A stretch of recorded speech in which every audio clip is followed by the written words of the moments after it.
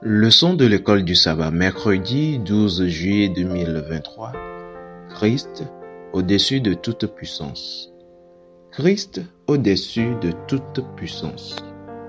Paul a célébré l'exaltation de Jésus qui est maintenant assis avec le Père sur le trône du cosmos. Après avoir défini la position de Christ par rapport au Père assis à sa droite dans les lieux célestes, Ephésiens 1, le verset 20, Paul se tourne vers la relation de Jésus avec les puissances. En tant que co-régent avec le Père, Jésus est bien au-dessus de toute puissance. Ephésiens 1, le verset 21. Comparer la mention par Paul du mal et des puissances spirituelles dans Ephésiens 1, le verset 21, Ephésiens 2, le verset 2 et Ephésiens 6, le verset 12. Lisons ces passages. Ephésiens 1, le verset 21. Au-dessus de toute domination, de toute autorité, de toute puissance, de toute dignité et de tout nom qui se peut nommer, non seulement dans le siècle présent, mais encore dans le siècle à venir. Amen. Ephésiens 2, le verset 2, dans lesquels vous marchiez autrefois selon le train de ce monde, selon le prince de la puissance de l'air, de l'esprit qui agit maintenant dans les fils de la rébellion.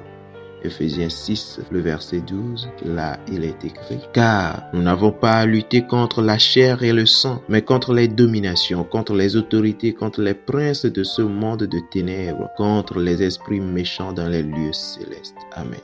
Selon vous, pourquoi Paul s'intéresse-t-il autant à ces puissances?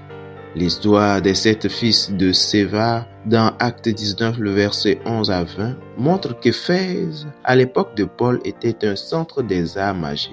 Je cite, « La caractéristique primordiale de la pratique de la magie dans tout le monde helléniste était la connaissance d'un monde spirituel exerçant une influence sur pratiquement tous les aspects de la vie. Le but du magicien était de discerner les esprits utiles des esprits nuisibles et d'apprendre les opérations distinctes, les forces et l'autorité relative des esprits. Grâce à cette connaissance, il pouvait établir des moyens avec des formules incantatoires, orales ou écrites, des amulettes, etc., pour la manipulation des esprits dans l'intérêt d'une personne. Avec la formule appropriée, on pouvait guérir une maladie induite par un esprit ou gagner une compétition. Fin de citation. Clinton E. Arnold, Power and Magic, The Concept of Power in Ephesians, page 18. Le fait de nommer les divinités et les puissances dans les incantations était une caractéristique de la vie religieuse à Éphèse. Voir Acte 19, le verset 13. Et chez certains encore aujourd'hui. Paul veut clarifier la relation entre Christ et les puissances. Le Jésus exalté est bien au-dessus de toute domination, de toute autorité, de toute puissance, de toute dignité. Ephésiens 1, verset 21. Juste pour être sûr que son auditoire comprend qu'il n'y a pas de puissance en dehors de la souveraineté de Jésus, il ajoute une allusion à la pratique de rassembler les noms des divinités dans les incantations.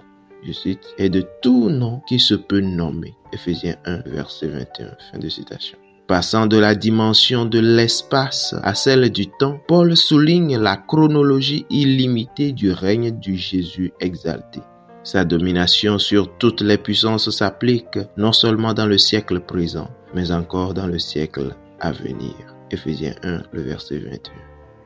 Quelles sont les manifestations actuelles de ces mêmes forces maléfiques et comment pouvons-nous nous assurer que nous ne sommes pas contrôlés par elles?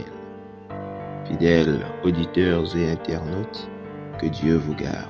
Amen.